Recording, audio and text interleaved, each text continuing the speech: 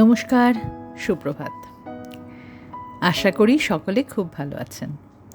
আজকে অনেক দিন বাদে আবার একটা গল্প পড়ব। আমাদের সব দুঃখের মাঝেও কখনো কখনো কিছু কিছু ছোট ছোট সুখের সুন্দর খুশির মুহূর্তগুলো প্রয়োজন আমাদের বেঁচে থাকার জন্য। আর আমরা মেয়েরা অন্যান্যদের থেকে একটু আলাদা, তাই অনেক কিছুর কার্যকারণ বিভিন্ন সময় আমরা নিজেরাই এক্সপ্লেইন করতে পারি না।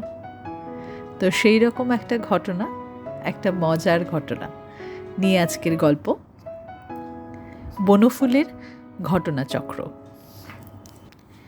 শ্রীমতী উষা সেন আধুনিক মহিলা, অর্থাৎ বিএ পাশ করিয়াছেন। ট্রামে বাসে একাই স্বচ্ছন্দে ঘুরিয়া বেড়াইতে পারেন।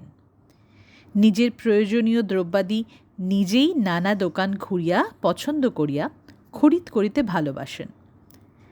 অনাবশ্যক বেহায়াপনা বা লজ্জা কোনোটাই নাই। সাহিত্যে অনুরাগ আছে। কোন লেখক ভালো, কোন লেখক মন্দ, সে বিষয়ে নিজের একটা স্পষ্ট মতামত আছে। চেহারা সুন্দরী না হইলেও মোটের ওপর বেশ সুশ্রী বলা চলে। আধুনিক বেশবাসে সজ্জিত হইয়া তিনি যখন পথে ঘাটে বিচরণ করেন, তখন অধিকাংশ দর্শকই প্রশংসমান দৃষ্টিতে তাহার দিকে তাকাইয়া থাকে। সংক্ষেপে, শ্রীমতী উষা বেশ চটপটে, সুরুচি সম্পন্না, আলোকপ্রাপ্তা ভদ্র তরুণী। একটি বিষয়ে শ্রীমতী কিন্তু সাবেকপন্থী। তিনি বিবাহ করিয়াছেন এবং সে বিবাহ আধুনিক রীতি ও রুচি অনুযায়ী হয় নাই। ইহার জন্য দায়ী অবশ্য অন্নদা সেন, উষা সেনের বাবা অন্নদাবাবু। ভদ্রলোক সনাতন মতাবলম্বী। তিনি যখন শুনিলেন তাহার কন্যা মনীন্দ্রমোহন নামক সহপাঠী কৈবর্ত যুবকের প্রতি আকৃষ্ট হইতেছে, তখন তিনি কাল বিলম্ব করিলেন না। বংশ, কুল, গোষ্ঠী, গণ প্রভৃতি দেখিয়া শ্রীমান ব্রজবিহারী গুপ্তের হস্তে শ্রীমতী উষাকে সমর্পণ করিয়া স্বস্তির নিঃশ্বাস ফেলিয়া বাঁচিলেন। ব্রজবিহারী বছর 3 হল ডাক্তারি পাশ করিয়া কলিকাতায় রোগী সমুদ্রে পাড়ি জমাইবার চেষ্টায় আছেন। পাড়ি এখনও তেমন জমে নাই। বিবাহের সময় উষা বাধা দিতে পারেন নাই। মনের সে দৃঢ়তা তাহার ছিল না। অত্যন্ত মৃদু নরম মন। এই জন্যই আত্মহত্যা করিবার সংকল্পটাও সুগোপন সংকল্পই রইয়া গেল, কার্যে পরিণত হইল না। একটি প্রতিজ্ঞা কিন্তু উষা সেন মনে মনে করিয়াছিলেন, তাহা এই: জর্জেট শাড়ি জীবনে আর কখনো পরিব না। মনীন্দ্রমোহন জর্জেট শাড়ি অত্যন্ত পছন্দ করিতেন এবং ভবিষ্যতে উষাকে ঐরূপ একটি শাড়ি কিনিয়াও দিবেন কথা ছিল। কিন্তু ব্রজবিহারীর অভ্যাগমে তাহার হইল না। সমস্ত চূর্ণ বিচূর্ণ হইয়া গেল। সুতরাং উষা সেন দৃঢ় প্রতিজ্ঞ হইলেন যে জর্জেট শাড়ি জীবনে আর ছুঁইবেন না। কিন্তু আগেই বলিয়াছি, দৃঢ়তা তাহার ছিল না। শেষকালে এ প্রতিজ্ঞাও টিকে নাই। কি করিয়া ইহা ঘটিল, তাহা লইয়াই এই গল্প। পারুল দিদি বেড়াইতে আসিয়াছেন। পারুল মৈত্র উষা সেনের 1 বছরের সিনিয়র, অথচ এখনো বিবাহ হয় নাই। বেশ বিন্যাস প্রসাধন সম্বন্ধে তিনি উদাসীনা নহেন। এই বেশ বিন্যাসের কল্যাণে তাহাকে উষার অপেক্ষা ছোটই দেখায়। নানা কথার পর তিনি বলিলেন, এবার উঠি ভাই, একটু মার্কেটে যেতে হবে। মার্কেটে কেন? পারুল দিদি মুখ টিপিয়া হাসিয়া উত্তর দিলেন, একটা শাড়ি কিনবার ইচ্ছে আছে। শুনেছি নাকি জর্জেট শাড়িগুলো আজকাল খুব সুন্দর উঠেছে। তাই নাকি? পারুল দিদি চলিয়া গেলেন। জর্জেট শাড়ির কথায় উষার মনীন্দ্রমোহনকে মনে পড়িল। একটু দুঃখ বোধ হইল। বিশেষ করিয়া এই জন্যই দুঃখ হইল যে মণিকে না পাওয়ার দুঃখের তীব্রতাটা যেন কমিয়া গিয়াছে। কই, মণির কথা তো আর সে তেমন করিয়া ভাবে না। 2 বৎসর অতীত হইয়া গিয়াছে, মণির কোনো খবরই তো সে রাখে না আর। এখন সে মিসেস গুপ্ত, এবং এই কথাও অস্বীকার করিবার উপায় নাই যে ব্রজবিহারীর সুখ দুঃখের সঙ্গে নিজেকে সে একান্তভাবে জড়াইয়া ফেলিয়াছে। মন অতীতের স্মৃতির ধ্যান করিতেছে না। স্পন্দনশীল বর্তমানকে লইয়া সে ব্যস্ত। ব্রজবিহারী খারাপ লোক নন, উষাকে খুশি করিবার জন্য তাহার চেষ্টার ত্রুটি নাই। তদুপরি সে উষার স্বামী, সুতরাং তিলে তিলে সে উষার হৃদয় জয় করিয়াছে। এই কথাটা উপলব্ধি করিয়া উষা একটু আনমনা হইয়া পড়িল। মনে মনে অনর্থক একবার আবৃত্তি করিল, আমি তাহাকে ভালোবাসি, এখনো বাসি। জর্জেট আমি জীবনে কখনো পড়ব না, এই প্রতিজ্ঞা আমি রাখবই। এই প্রতিজ্ঞা দুর্গের ওপর দ্বিতীয় বোমা নিক্ষেপ করিলেন তাহার সহোদরা ভগিনী সন্ধ্যা সেন। অবশ্য এখন সন্ধ্যা দাস, সন্ধ্যার স্বামী মিস্টার দাস ডেপুটি ম্যাজিস্ট্রেট। বলা বাহুল্য ডেপুটি বাবুটি সদ্য পাশ করা ডাক্তার ব্রজবিহারী অপেক্ষা অধিক উপার্জনক্ষম। এই জন্যই বটে, এবং পিঠোপিঠি বলিয়াও বটে, উষার মনে একটু ঈর্ষা ছিল। এখন অবশ্য দুজনেই বড় হইয়াছে, চুলাচুলি খামচাখামচি করিয়া ঝগড়া চলে না, বরঞ্চ মুখে দুইজনেই দুইজনের প্রতি উদারতা প্রকাশ করিতে সচেষ্ট।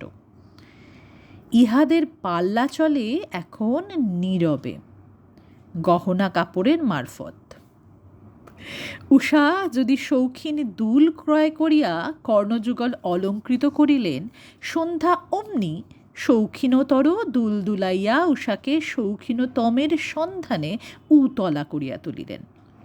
সন্ধ্যা যদি কোনো ছলে উষাকে জানাইলেন যে তাহার স্যান্ডেল জোড়াটার 5 টাকা দাম, উষাকে অমনি জানাইতে হইল, হ্যাঁ ও রকম স্যান্ডেলগুলো বেশ, আমার খুব পছন্দ, কিন্তু ওর না কিছুতেই ওই রকম স্ট্র্যাপ দেওয়া জুতো পছন্দ হয় না।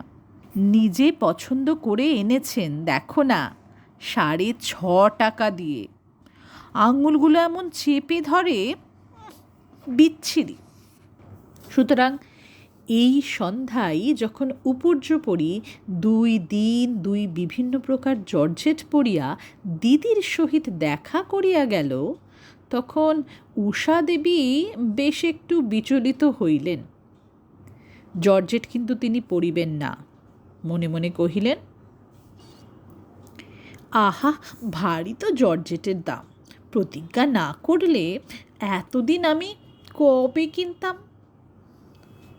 তৃতীয় বোমা হানিলেন বান্ধবী ছায়া। ছায়া সিনেমায় যাইবে, উষাকে ডাকিতে আসিয়াছে। পরিয়া আসিয়াছে একখানা জর্জেট শাড়ি, সুন্দর সাদা রঙের জর্জেটখানা, সুন্দর কাজ করা। উষা দেবী তাহার মুর্শিদাবাদীখানি সযত্নে পরিধান করিয়া বাহিরে আসিতেই ছায়া প্রশ্ন করিলেন, ওটা পরলি কেন এই গরমে? জর্জেট নেই তোর? না, আজকাল জর্জেটটার খুব চলন হয়েছে, কিনলেই পারিস একখানা, দামও তো বেশি নয়। আমার এইখানার দাম 11 টাকা। মোটে? অতর্কিত উষার মুখ হইতে বাহির হইয়া পড়িল। মনীন্দ্রমোহনের স্মৃতিপটের সম্মুখে নানা বর্ণের কয়েকখানা জর্জেট শাড়ি আসিয়া পড়াতে পটখানা বেশ একটু আবছা হইয়া গেল। উষা কেমন যেন আনমনেই সিনেমাটা দেখিতে লাগিলেন। সিনেমার গল্প একটা করুণ ব্যর্থ প্রণয় কাহিনী। এই গল্পের নায়িকাও যাহাকে প্রথম জীবনে ভালোবাসিয়াছিলেন তাহাকে পান নাই, এবং যাহাকে পাইয়াছিলেন তাহাকে ধীরে ধীরে ভালোবাসিতেছিলেন। ইহাই জীবনের অদ্ভুত ট্র্যাজেডি। ইন্টারভ্যাল হইল। ইন্টারভ্যালে উষা লক্ষ্য করিলেন যে মহিলা দর্শকের মধ্যে আরও দু একজন জর্জেট শাড়ি পরিধান করিয়া আসিয়াছে। এই সব দেখিয়া শুনিয়া তাহার নিজের মনেই তিনি নিজেকে বলিলেন, আর একজনকে বিয়েই যখন করতে পেরেছি তখন আর জর্জেট শাড়ি পরতে কি? জীবনে কতবারই তো কত প্রতিজ্ঞাই করেছি, সব কি পালন করেছি? না পালন করা সম্ভব। যাক, তবু জর্জেট আমি কিনছি না। কয়েকটি দারুণ বোমার গুরুতর আঘাত সহ্য করিয়াও উষাদেবীর প্রতিজ্ঞা দুর্গ ভূমিসাৎ হয় নাই। কোনো রূপে মাথা খাড়া করিয়া দাঁড়াইয়াছিল। কিন্তু সেদিন চিত্রাঙ্গতা দেখিতে গিয়া তিনি যেন দিশাহারা হইয়া গেলেন। তাহার প্রতিজ্ঞা দুর্গের ওপর যেন বোমা বর্ষণ হইতে লাগিল। চতুর্দিকেই জর্জেট শাড়ি। উষাকে জব্দ করিবার জন্যই যেন সকলে দল বাঁধিয়া জর্জেট পরিয়া আসিয়াছে। তাহার মনে হইতে লাগিল তিনি বোধহয় একাই কাশ্মীরি শাড়ি পরিধান করিয়া আসিয়াছেন, এবং সকলে তাহার এই জর্জেটবিহীন আবির্ভাব লইয়া মনে মনে হাসাহাসি করিতেছে। শেষ বোমাটি নিক্ষিপ্ত হল একটি মোটর হইতে। হঠাৎ সেদিন বিকালে উষাদেবী লক্ষ্য করিলেন যে একটি মোটর আসিয়া বাড়ির সামনে দাঁড়াইল। মোটরে বসিয়া একটি জর্জেট পরিহিতা তরুণী, সুন্দরী, দ্বিতলের গবাক্ষে দাঁড়াইয়া উষা লক্ষ্য করিলেন যে মোটরটি দাঁড়াইতে এক মুখ হাসি লইয়া স্বামী ডিসপেন্সারি হইতে বাহির হইয়া মোটরে চড়িয়া যুবতীর পাশে বসিলেন। কে এ মেয়েটি? রোগিণী? চেহারা দেখিয়া তো মনে হয় না। উষাদেবীর দোষ দেওয়া যায় না। এ অবস্থায় কৌতূহল অদম্য হইয়া ওঠাই স্বাভাবিক। স্বামী ফিরতেই জিজ্ঞাসা করিলেন, আজ বিকেলে যে মেয়েটি তোমাকে এসে নিয়ে গেল, কেউ? হাসপাতালের একজন নার্স। ডক্টর বিশ্বাস আমাদের আজ একটা টি পার্টি দিলেন কি না? সুজি, অর্থাৎ ওই নার্সটি বেশ মেয়ে। মেয়েটি দেখতে বেশ, জর্জেট পরে বেশ মানিয়েছিল। কিনে দাও না আমাকে একখানা জর্জেট। উষা বলিয়া ফেলিলেন, বেশ তো, দাম কত? কত আর হবে, আজকাল সস্তাই শুনেছি, 10-15 টাকা হলেই হয়। ছায়া সেদিন পরে এসেছিল একখানা, বললে 11 টাকা দাম। তাড়াতাড়ি নেই এখন। আচ্ছা, দেখি, আমার এক রোগীর কাছে 16টা টাকা বাকি আছে, কাল বিল পাঠাবো, টাকাটা যদি পাই কিনে দেব। ঠিক তাহার পরদিন সকালে বান্ধবী ছায়া আসিয়া দর্শন দিলেন। গোপনীয় কিছু বলবার ছিল। মুখ চোখ রহস্যময় করিয়া কানে কানে কহিলেন, মণিবাবু কলকাতায় এসেছেন আজ কদিন হলো। আমি জানতাম না। মালতী তার এক বন্ধুর কাছে নাকি শুনেছে। দেখা করবি নাকি? ঠিকানা জোগাড় করেছি, এই নে। আমার কাজ আছে ভাই, বসতে পারবো না। যা না, দেখা করে আয়। দেখা করতে দোষ কি? ঠিকানাটি হাতে করিয়া উষাদেবী নির্বাক হইয়া বসিয়া রহিলেন। এত কাছে মণি আসিয়াছে। কলেজের অর্ধ বিস্তৃত সেই দিনগুলি আবার মনের মধ্যে ভিড় করিতে লাগিল। সেই অতীত দিবসগুলির মাদকতায় সমস্ত অন্তঃকরণ আবার যেন আবিষ্ট হইয়া গেল। সেই ভীরু ভীতু মানুষটি শান্ত, নিরীহ, নিরহংকার। মনীন্দ্রমোহনের মুখখানা সে যেন মনের ভিতর সুস্পষ্ট দেখিতে পাইতেছিল। না, জর্জেট শাড়ি আর সে কিনিবে না। স্বামী আসিলেই বারণ করিয়া দিতে হইবে।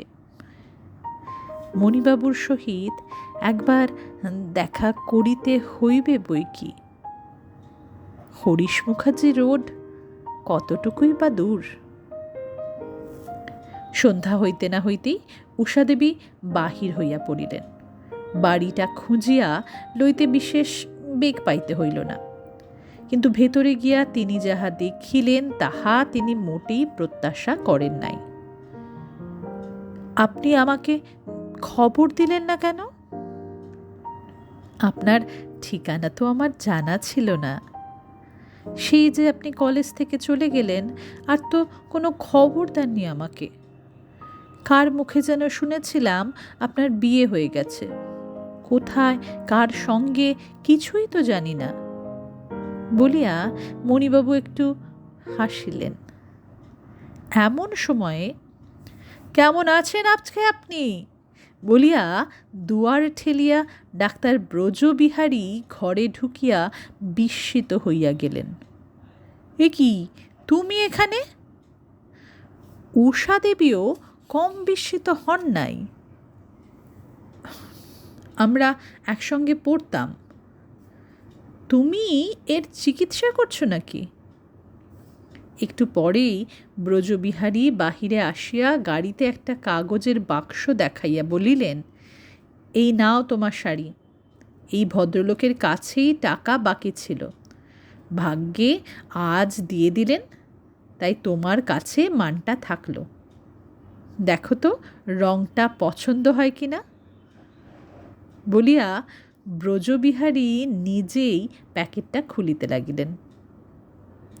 উষার মুখে কথা বাহির হইতেছিল না। কেমন লাগলো গল্পটা?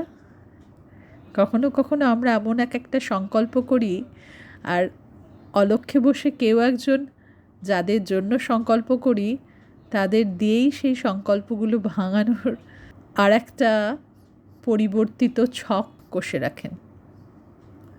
আমাদের চিন্তার সব কিছু ঊর্ধ্বে গিয়েই সেই সমস্ত কাজ সমাধা হয়ে যায়। ভালো থাকুক সবাই।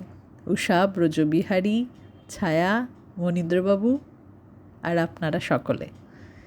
আবার একটা গল্প বা কবিতা নিয়ে খুব তাড়াতাড়ি আসব।